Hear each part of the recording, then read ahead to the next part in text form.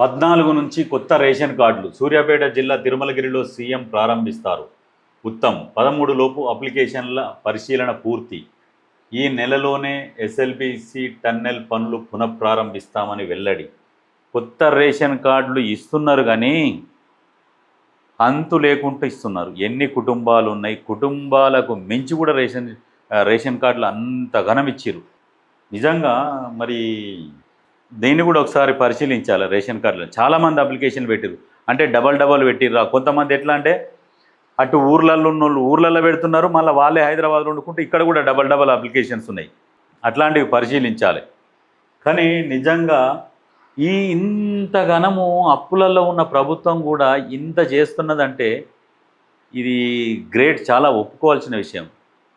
అప్పులు కట్టుకుంటా నెలకు 6,500 కోట్లు కట్టుకుంటూ రేషన్ కార్డులు, సన్నబియ్యం పంపిణీ, రైతు భరోసా, రుణమాఫీ, పూర్తి స్థాయిలో రుణమాఫీ చేసి రైతు భరోసా వేసింది.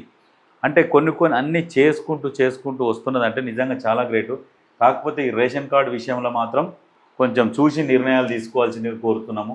ఇంకా ఎస్ఎల్బీసీ టన్నెల్ పునఃప్రారంభం అంటే ఇప్పుడు గతంలో ప్రతిపక్షాలు విపరీతంగా బురద జల్లినాయి ఎస్ఎల్బీసీ టన్నెల్ గురించి. ఆ ఒక ఇన్సిడెంట్ జరిగినందుకు రోబోలతోని పనులు పూర్తి చేస్తామని చెప్పేసి ముఖ్యమంత్రి గారు కూడా గతంలో చెప్పారు. కాబట్టి దాన్ని దృష్టిలో పెట్టుకొని ఆలోచన చేసి ఇంకొకసారి ప్రతిపక్షాల నోటికి అవకాశం ఇవ్వకుండా చూడండి.